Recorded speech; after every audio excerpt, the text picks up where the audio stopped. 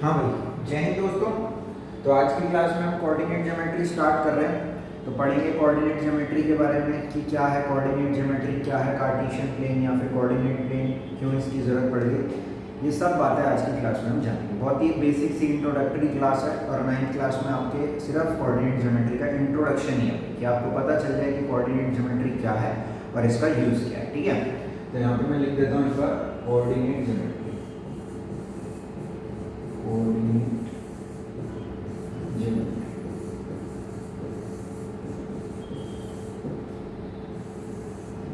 देखो भाई, आज तक हमने पढ़ा है कोऑर्डिनेट ज्योमेट्री के बारे में, पर सिर्फ वन डायमेंशन में पढ़ा। यानी कि हम कोऑर्डिनेट ज्योमेट्री पहले भी पढ़ रहे थे, किसकी फॉर्म में, नंबर लाइन की फॉर्म में पढ़ रहे थे, है ना। सपोज आप यहाँ पर है ना, सपोज आपको आपका नाम सपोज ए है, ठीक है, और आपका दोस्त है यहाँ पर जिसका नाम बी है, ठीक है। ये अगर आपको ए से बी पे जाना है तो सपोज आपको 3 मीटर डिस्टेंस ट्रैवल करना पड़ता है, ठीक है। आप 3 मीटर राइट की तरफ जाओगे तो आप ए के पास पहुँच जाओगे। एक यहाँ पे और दोस्त खड़ा है आपका जिसका नाम सी है। अगर आपको ए से सी पे जाना है तो भी आपको 3 मीटर डिस्टेंस ही ट्रैवल करना पड़ेगा। आप किसके पास पहुँच जाओगे, सी के पास पहुँच जाओगे। कहाँ से, ए से। अगर आपको बी से सी के पास पहुँचना है तो ऑफकोर्स आपको 6 यूनिट्स ट्रैवल करना पड़ेगा, तब आप क्या करोगे, बी से सी तक पहुँच पाओगे, ठीक है। अब मैं अगर सीधी सी भाषा में बोलूँ तो मैं क्या बोलूँगा, भाई अगर आप ए हो और अगर आपको बी के पास जाना है तो आपको 3 यूनिट्स ट्रैवल करना है टूवर्ड्स राइट। आपको इस तरफ 3 यूनिट्स जाना है, और अगर आपको सी के पास पहुंचना है तो आपको 3 यूनिट्स लेफ्टवर्ड जाना है। पर कोऑर्डिनेट ज्योमेट्री का यूज इस लेफ्ट राइट के ड्रामे को खत्म करने के लिए भाई हुआ है, ठीक है। और इसकी जरूरत भी पड़ी है, वो क्यों पड़ी वो मैं अभी आपको बताऊंगा। जैसे कि अगर ए को बी के पास जाना है तो मैं ये कहूँगा कि आप 3 यूनिट्स ट्रैवल करो। इसका मतलब इटसेल्फ यही होगा कि आपको पॉजिटिव डायरेक्शन की तरफ जाना है, ठीक है, यानी कि राइट हैंड साइड की तरफ जाना है। अगर मैं बोलूँ -3 ट्रैवल करो तो यहाँ पर ये एक हाथ पे आ जाएगा, सी पे आ जाएगा, यानी कि राइट और लेफ्ट की वजह मैंने +3 और -3 का यूज़ कर दिया। पर सपोज ए का एक दोस्त और है जो कि यहाँ पर है। सपोज ये इसका दोस्त है डी और ये यहाँ पर है। अब आप कैसे बताओगे कि ए को किस तरफ जाना है, नॉर्थ ईस्ट की तरफ जाना है। ऐसे बोलोगे ना कि नॉर्थ ईस्ट चले जाओ, सपोज 5 मीटर, है ना, यानी कि डायरेक्शन बता। पर आप ऐसा ना कह करके आप एक बात और भी कह सकते थे कि आप पहले राइट जाओ 3 मीटर्स और उसके बाद आप 4 मीटर्स इधर चले जाना, ठीक है। तो आप इधर पहुंचोगे, यानी कि आप सिर्फ लेफ्ट राइट मारते हुए कहाँ पहुंच गए, ए से लेकर के डी पर पहुंच गए। आप डायरेक्ट नहीं, है ना, यानी कि नॉर्थ वेस्ट। पहले भी तो यही था ना, राइट और लेफ्ट को मैं खत्म करना चाहता था, तो मैंने क्या कहा कि आप इधर जाओ आगे 3 मीटर्स और फिर लेफ्ट में जाओ। पर अगेन यहाँ पर क्या बात आ गई, राइट और लेफ्ट की बात आ गई, क्योंकि मैंने क्या कह दिया कि लेफ्ट चले जाओ कितना, 4 मीटर्स, है ना। तो यानी कि डायरेक्शन वाला जो सिनेरियो है बहुत हमारे लिए डिफिकल्टी क्रिएट कर रहा था। तो इसके लिए हमने क्या करा, हमने कोऑर्डिनेट ज्योमेट्री का यूज़ करना स्टार्ट कर दिया। और कोऑर्डिनेट ज्योमेट्री में क्या होता है, इसके अंदर भाई 2 एक्सेस होते हैं। एक एक्सेस का नाम है एक्स एक्सेस, जो कि हमेशा अर्थ के पैरेलल होता है, ठीक है। जैसे सपोज ये ग्राउंड है तो ये वाला जो एक्सेस है ये अर्थ के पैरेलल है। अच्छा, एक एक्सेस इसी के परपेंडिकुलर होता है, या फिर बोलूँ क्योंकि ये और अर्थ दोनों पैरेलल थे तो ये वाला एक्सेस जो है ये अर्थ के भी परपेंडिकुलर है और हमारे इस वाले एक्सेस की भी परपेंडिकुलर है। जो सबसे पहले एक्सेस मैंने बनाया था हॉरिजॉन्टल, जो कि अर्थ के पैरेलल था, इसको हम बोलते हैं भाई एक्स एक्सेस। क्या बोलते हैं, एक्स एक्सेस बोलते हैं।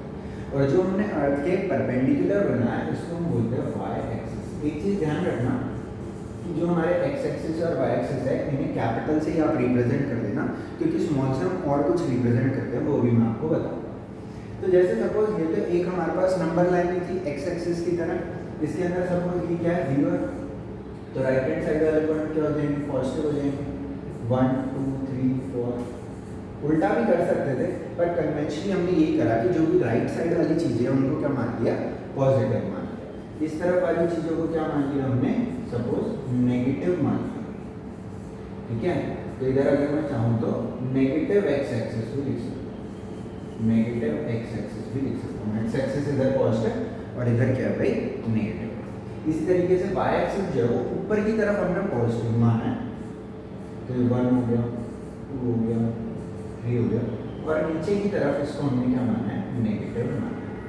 ठीक है, अब देखो हमें कोई भी पॉइंट निकालना हो 2D में, तो देखो हमारे लिए कितनी आसानी है। ठीक है, अब देखो जैसे सपोज ये वाला पॉइंट है, सपोज ये पॉइंट है, ठीक है, तो इसके अंदर अगर मैं देखूं तो यहाँ पर x की वैल्यू क्या है 3, x की वैल्यू क्या है 3, और अगर मैं y की वैल्यू को देखना चाहूँ तो y की वैल्यू यहाँ पर क्या है 1। तो 3, 1 क्या रिप्रेजेंट कर रहा है, इस वाले पॉइंट को, सपोज इसका नाम a है, इसको रिप्रेजेंट कर रहा है। ठीक है, अब कोई भी एक पॉइंट और ले लो, b ले लो, जो ना ही इसके हॉरिजॉन्टल है ना ही वर्टिकल है, सपोज यहाँ पर है। ठीक है, अब देखो b के अगर मैं कोऑर्डिनेट्स लिखना चाहूँ तो क्या होगा 1, -2 है।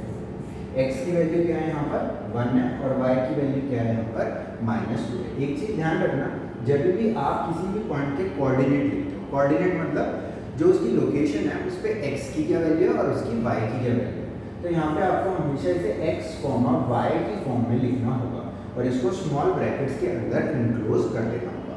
तो जैसे कि अगर सपोज कहीं पर लिखा है 5, -1, तो ये इटसेल्फ एविडेंट है कि यहाँ पे x की वैल्यू 5 है और y की वैल्यू क्या है -1। ठीक है, तो जैसे सपोज 5 ये हो गया और y की वैल्यू -1 ये हुई, तो ये जो पॉइंट मैंने लिखा था ये वाला जो भी ये पॉइंट है, सपोज C पॉइंट है, तो ये पॉइंट यहाँ पर प्रेजेंट है। बात समझ में आ गई? तो x एक्सिस इस तरफ हमने पॉजिटिव ले लिया, इस तरफ हमने नेगेटिव ले लिया, y को हमने ऊपर की तरफ पॉजिटिव ले लिया, नीचे की तरफ नेगेटिव ले लिया। अब डिस्टेंस कभी नेगेटिव नहीं होता है, पर यहाँ पर एक चीज आपको ये ध्यान रखनी है कि जो डिस्टेंस नेगेटिव है वो सिर्फ डायरेक्शन को दिखा रहा है। अगर सपोज ये सपोज अर्थ ही है, ये सपोज अर्थ है, हम किसी भी चीज की हाइट नापते हैं तो पॉजिटिव होती है ना। अब सपोज हमें किसी कुआं है तो इसकी डेप्थ नापनी है, तो ऐसा हम कह सकते हैं कि इस कुएं की जो डेप्थ है वो -20 है। ठीक है, तो जैसे ही हम -20 बोलेंगे तो इटसेल्फ क्या बता रहा है कि धरती के नीचे है, कुआं धरती के ऊपर नहीं है। जैसे हम बोल रहे हैं पोल की जो हाइट है वो 20 है, इसका मतलब वो धरती के ऊपर है, क्योंकि क्या है +20 है ना भाई। तो प्लस और नेगेटिव सिर्फ और सिर्फ क्या दिखा रहा है, डायरेक्शन दिखा रहा है with respect to any reference point. अच्छा जी, एक चीज और देखो, जो हमारा x एक्सिस है वो इस तरफ पॉजिटिव है, इस तरफ नेगेटिव है, तो यहाँ पर क्या है 0 है। और y एक्सिस भी सेम वे में ऊपर की तरफ पॉजिटिव है, नीचे की तरफ नेगेटिव है, तो y एक्सिस भी यहाँ पर क्या है, इस वाले पॉइंट पे क्या है 0 है। तो इस पॉइंट को मैं क्या लिख सकता हूँ, x की भी वैल्यू 0 और y की भी वैल्यू 0, क्योंकि हम किस फॉर्म में लिखते हैं, x, y की फॉर्म में लिखते हैं। अभी बताया मैंने x, y की फॉर्म में लिखते हैं किसी भी कोऑर्डिनेट को। तो ये पॉइंट जहाँ पर दोनों एक्सिस, दो परपेंडिकुलर एक्सिस हमारे इंटरसेक्ट कर रहे हैं, कौन से, x एक्सिस और y एक्सिस, इस पॉइंट को क्या बोलते हैं, इस पॉइंट को बोलते हैं ओरिजिन। क्या बोलते हैं, ओरिजिन। जितने भी पॉइंट्स हम इस कोऑर्डिनेट प्लेन में, जो भी आपको स्क्रीन पे दिख रहा है, अगर मैं हट जाऊँ तो इसी को क्या बोलते हैं, कोऑर्डिनेट प्लेन बोलते हैं, या फिर कार्टेशियन प्लेन भी बोलते हैं। ठीक है, जितने भी पॉइंट कार्टेशियन प्लेन पे आपको दिख रहे हैं वो हर कोई किसकी रिस्पेक्ट में है, ओरिजिन के रिस्पेक्ट में है। जैसे सपोज आप ओरिजिन हो, ठीक है, अब जितनी भी लोकेशंस नापी जाएंगी वो आपके रिस्पेक्ट में नापी जाएंगी। आपसे जैसे सपोज आपके घर का गेट कितनी दूर है, सपोज आपके सामने वाली तरफ वो 10 मीटर है। ठीक है, आपके घर से जो नियरेस्ट पार्क है वो कहाँ पर है, सपोज वो 5000, 2000 पे, यानी कि आपको x एक्सिस में 5000 जाना पड़ेगा और y एक्सिस में 2000 जाना पड़ेगा, तो आप यहाँ से लेकर के पार्क पे पहुँच जाओगे। ठीक है भाई, तो ओरिजिन क्या है, जिसके रिस्पेक्ट से सारे पॉइंट्स को हम नाप रहे हैं कि उनकी लोकेशन कहाँ पर है। ठीक है, ये सब कुछ किससे रिलेटेड है, लोकेशन से ही रिलेटेड है।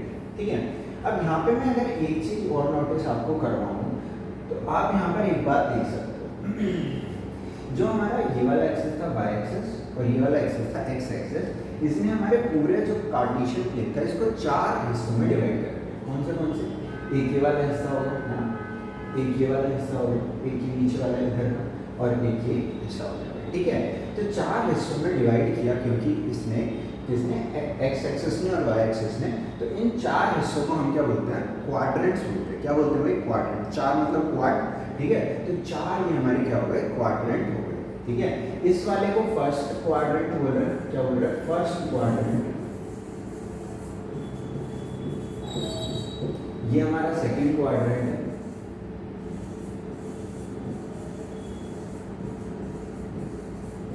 ये वाला पार्ट हमारा थर्ड क्वाड्रेंट है,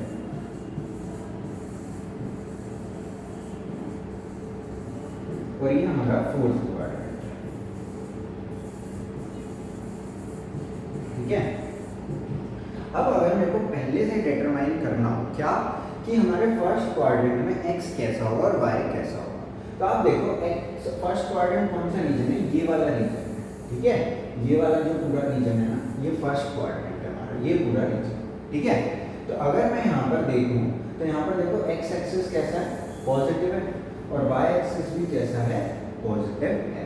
तो फर्स्ट क्वाड्रेंट में मैं लिख सकता हूँ जो हमारा x होगा वो भी पॉजिटिव होगा और y जो होगा वो भी पॉजिटिव होगा, क्योंकि पहले x लिखते हैं फिर y लिखते हैं। ध्यान है मैंने बताया था आपको x, y हमेशा में लिखना होता है, तो x, y तो प्लस, x भी प्लस और y भी प्लस, ठीक है। अगर सेकंड क्वाड्रेंट में अगर मैं यहाँ पर देखूँ तो देखो x कैसा है, नेगेटिव है, पर y कैसा है, पॉजिटिव है। यही रीजन तो है सेकंड क्वाड्रेंट, ठीक है। तो अब यहाँ पर मैं बोल सकता हूँ कि x कैसा है, नेगेटिव, और y कैसा है, पॉजिटिव है, ठीक है भाई। अच्छा, थर्ड क्वाड्रेंट की बात करें तो यहाँ पर x नेगेटिव और y भी नेगेटिव, तो यहाँ पर मैं लिख सकता हूँ माइनस, यानी कि x भी नेगेटिव है और y भी नेगेटिव है। अगर फोर्थ क्वाड्रेंट की बात करूँ तो यहाँ पर देखो x पॉजिटिव है और y क्या है, नेगेटिव। ये पूरा रीजन हमारा क्या है, फोर्थ क्वाड्रेंट, जो कि इन दोनों से इंक्लोज्ड है, ठीक है। तो यहाँ पर देखो x कैसा है, पॉजिटिव है, और y कैसा है, नेगेटिव है, ठीक है। तो बस आपको ये सब याद करने की आपको जरूरत नहीं है, बस ये ध्यान रखो राइट में x पॉजिटिव है, लेफ्ट में x नेगेटिव है, ऊपर y पॉजिटिव है, नीचे y क्या है, नेगेटिव है। ये सब पूरा याद करने की जरूरत नहीं है, ये आप खुद से ही सोच लोगे। आपको जैसे ही मैं बोलूँगा थर्ड क्वाड्रेंट, आप सोचोगे इस तरफ, लेफ्ट में क्या है, x नेगेटिव, नीचे क्या है, y नेगेटिव, तो माइनस कोमा माइनस आ गया, ठीक है भाई। अच्छा, थोड़ी सी इसके अंदर एक आधी टर्मिनोलॉजी और भी है, तो मैं आपको बता देता हूँ ताकि अभी आप कभी भी कंफ्यूज ना हो। x की जो वैल्यू होती है ना भाई, तो उसको कभी कभी ना एब्सिसा बोल देते हैं, ठीक है। और y की वैल्यू को क्या बोल देते हैं, ऑर्डिनेट भी बोल देते हैं, ठीक है। तो आपको कंफ्यूज होने की जरूरत नहीं है, ये जो हम पढ़ रहे हैं क्या है, कोऑर्डिनेट ज्योमेट्री है। अब ये जो पॉइंट थे x, y, इनको क्या बोलते हैं, कोऑर्डिनेट्स बोलते हैं। क्या बोलते हैं, कोऑर्डिनेट्स बोलते हैं। x को कभी कभी मैं क्या बता रहा हूँ, क्या बोल देते हैं, एब्सिसा बोल देते हैं, और y को क्या बोल देते हैं, ऑर्डिनेट। कोऑर्डिनेट नहीं, ऑर्डिनेट, ऑर्डिनेट बोल देते हैं y को। y की वैल्यू को क्या बोल देते हैं, ऑर्डिनेट बोल देते हैं, और x की वैल्यू को क्या बोल देते हैं, एब्सिसा बोल देते हैं, ठीक है। तो अब यहाँ पे कुछ एग्जांपल्स लेकर के देख लेते हैं हम। पहले थोड़ा सा एक हम बना लेते हैं। ये कार्टेशियन प्लेन बन गया भाई, y एक्सिस बन गया, ये बन गया हमारा x एक्सिस। इसमें जैसे सपोज 1 है, 2, 3, 4, 5, कितना ही आगे तक बना, -1, -2, -3, -4। अच्छा, ये सारे ना बराबर डिस्टेंस पे होने चाहिए, जितनी दूर पे ये, उतनी दूर पे ये, उतनी दूर पे ये, उतनी दूर पे ये, ठीक है। नीचे की तरफ क्या था, y नेगेटिव था, तो नीचे की तरफ y बना दो, एरो बना दो ताकि पता चल जाए और भी आगे जा रहा है ना। और ऊपर की तरफ y कैसा है, पॉजिटिव। यहाँ भी एरो बना दो, हर जगह बना दो एरो कि आगे की तरफ भी जाए। x एक्सिस लिख दो, y एक्सिस लिख दो, ठीक है। अब देखो याद करने की आपको ज़्यादा कुछ जरूरत पड़ेगी। मैंने आपको क्या कहा था, मैंने आपको कहा था कि फर्स्ट क्वाड्रेंट ये है, सेकंड ये है, थर्ड ये है, फोर्थ ये तो याद रह जाएगा। अब जैसे कि अब मैं आपको कोई भी रैंडम पॉइंट दूँ, सपोज मैं 3,5 और आपसे पूछूं कि कौन से क्वाड्रेंट में लाई कर रहा है, तो क्या आप नहीं सोच सकते, आप आराम से सोच सकते हो क्या x भी पॉजिटिव है और y भी पॉजिटिव है, तो कौन से क्वाड्रेंट में होगा, फर्स्ट क्वाड्रेंट में होगा, ठीक है। और सोच लो सपोज -2, 5/6 और 5/6 पे देख के घबराने की जरूरत नहीं है आपको, ठीक है। सिर्फ ये देखो कि x क्या है, नेगेटिव है, और y क्या है, पॉजिटिव है। तो x नेगेटिव, y पॉजिटिव, कौन सा क्वाड्रेंट हो गया, सेकंड क्वाड्रेंट हो गया, ठीक है। सपोज मैं आपसे पूछ लूँ -0.5, -3/7, तो अब x भी नेगेटिव और y भी क्या है, नेगेटिव। तो x नेगेटिव यहाँ मिल गया, y नेगेटिव यहाँ मिल गया, ये दोनों किसका पार्ट है, ये दोनों किसका पार्ट हो जाएंगे, अब ये थर्ड क्वाड्रेंट का पार्ट हो जाएंगे। और देख लो सपोज मैं आपसे कोई पॉइंट पूछ लूँ 7, -3, तो x positive y negative, x positive y negative. तो कौन सा क्वाड्रेंट हो गया अभी हमारे पास, ये हो गया हमारे पास फोर्थ क्वाड्रेंट, ठीक है। तो इस तरीके से भी सवाल आ सकते हैं कि कौन से क्वाड्रेंट में पॉइंट्स लाई कर रहे हैं, या फिर ये आपसे ऐसा पूछ लें कि ये पॉइंट्स प्लॉट करके दिखा दो, जैसे कि सपोज आपसे कहते हैं प्लॉट करके दिखा दो।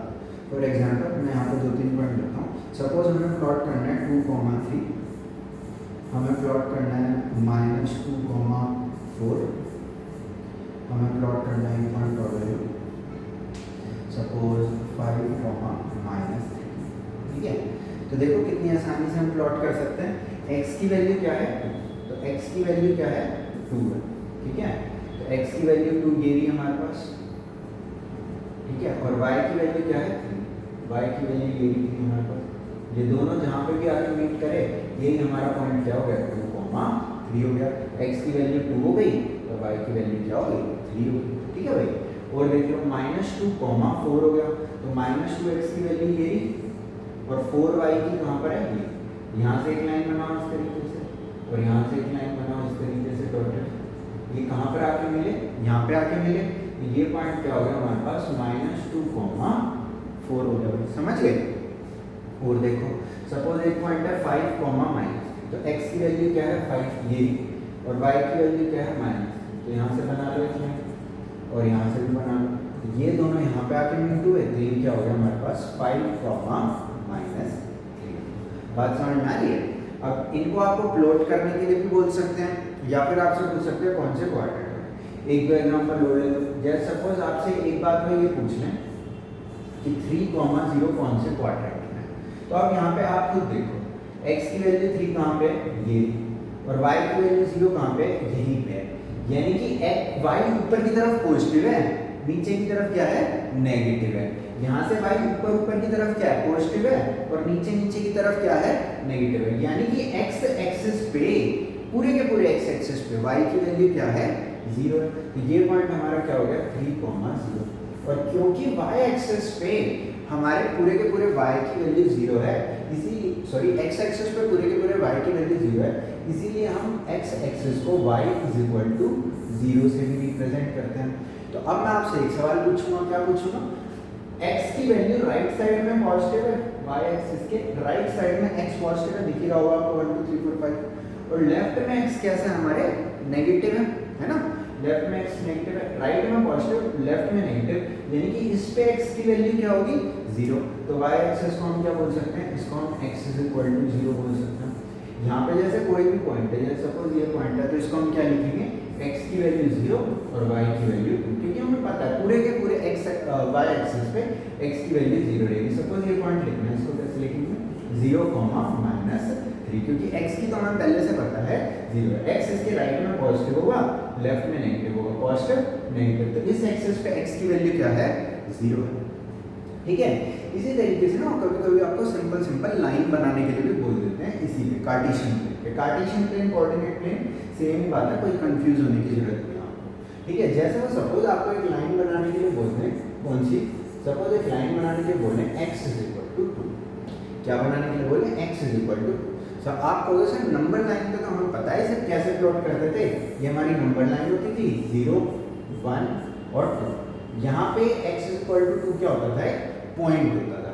पर अब जब हम 2D में बात कर रहे हैं, 2 डायमेंशनल में बात कर रहे हैं, तो ये क्या हो जाएगी, एक लाइन हो जाएगी। देखो कैसे, x 2 की बात कर रहा हूँ, इस पॉइंट पे x 2 है।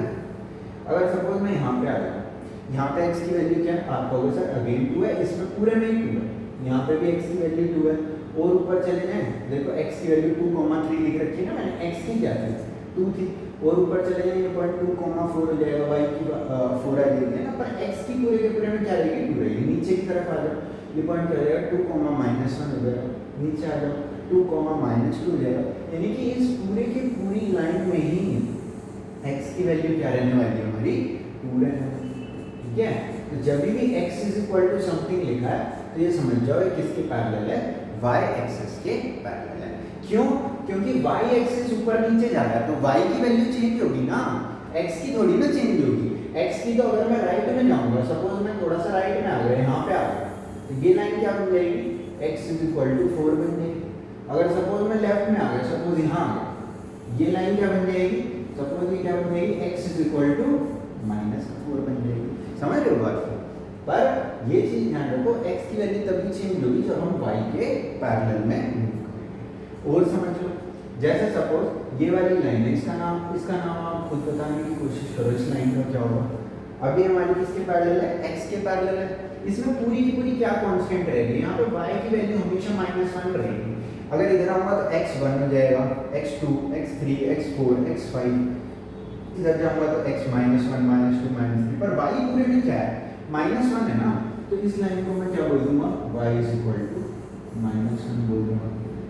बात समझ आ रही है? तो बेसिक इंट्रोडक्शन इतना ही है कोऑर्डिनेट ज्योमेट्री का। हमने यहाँ पर सीखा कि जो हमारा कार्टेशियन प्लेन है वो किससे बना हुआ है? एक्स एक्सिस और वाई एक्सिस से बना हुआ है। जहाँ पे दोनों मीट हो रहे हैं उसे क्या बोल रहे हैं? ओरिजिन बोल रहे हैं। ओरिजिन के कोऑर्डिनेट्स क्या हैं? 0,0 है। कोऑर्डिनेट्स का मतलब क्या है कि पहले x की वैल्यू लिखो, कोमा लगाओ, y की वैल्यू लिखो और उन्हें स्मॉल ब्रैकेट्स में इनक्लोज कर दो, है ना। और हमने क्या सीखा कि जो हमारे ये x एक्सिस और y एक्सिस है, ये 4 क्वाड्रेंट्स बना रहे हैं कार्टेशियन प्लेन में, है ना। हमारे पूरे कार्टेशियन प्लेन को 4 इक्वल क्वाड्रेंट्स में डिवाइड कर रहे हैं। First quadrant, second quadrant, third quadrant, fourth quadrant. इसके अंदर हम ये भी देख सकते हैं कि फर्स्ट क्वाड्रेंट में x y की वैल्यू कैसी है, जैसे पॉजिटिव है दोनों, यहाँ पे हम देख सकते हैं तो माइनस कोमा प्लस है क्योंकि x नेगेटिव है और y क्या है? पॉजिटिव है। अगर हम थर्ड क्वाड्रेंट में देखें तो x और y दोनों नेगेटिव है। इसी तरीके से हम फोर्थ क्वाड्रेंट में भी देख सकते हैं क्या कि x पॉजिटिव है और y क्या है? नेगेटिव है ना। और क्या सीखा? कोई भी अगर हमें कोई भी पॉइंट दे दे तो उस पॉइंट को हम क्या कर सकते हैं? प्लॉट कर सकते हैं या बता सकते हैं कौन से क्वाड्रेंट में है। फिर अगर कोई पॉइंट एक्सेस पे है तो उसको भी हम देख सकते हैं कैसे कि x एक्सेस पे अगर पॉइंट है तो y की वैल्यू क्या होगी? 0 होगी, क्योंकि y ऊपर की तरफ 0 है, पॉजिटिव है, नीचे की तरफ नेगेटिव है, तो x एक्सेस पे क्या होगा? 0 हो जाएगा। इसी तरीके से हमने y एक्सेस के बारे में भी देख लिया। फिर हमने कुछ लाइंस बनानी देख ली कि x = 2 है या फिर y = -1 है, तो उनको किस तरीके से प्लॉट किया जा सकता है ग्राफ पे। ठीक है भाई, तो अभी के लिए इतना ही रख लेना, क्योंकि कोऑर्डिनेट ज्योमेट्री में 9th क्लास की कोऑर्डिनेट ज्योमेट्री में बेसिक इंट्रोडक्शन है जो कि इतना ही है। ठीक है, आगे हम कोऑर्डिनेट ज्योमेट्री के बारे में 10th क्लास में पढ़ेंगे, जहाँ पे हम 2 पॉइंट्स के बीच का डिस्टेंस निकालना सीखेंगे। ठीक है, एक सेक्शन फॉर्मूला भी सीखेंगे। अगर 3 पॉइंट से एक ट्राइंगल बन रहा है तो उसका एरिया निकालना भी सीखेंगे। और कहोगे तो मैं आपको किसी भी पॉलीगन का भी एरिया निकालना सिखा दूंगा एक मेथड से। ठीक है, तो थैंक यू भाई आप सबका आज की क्लास अटेंड करने की। फिर आपसे मिलते हैं, आगे कुछ सीखते हैं। Thank you.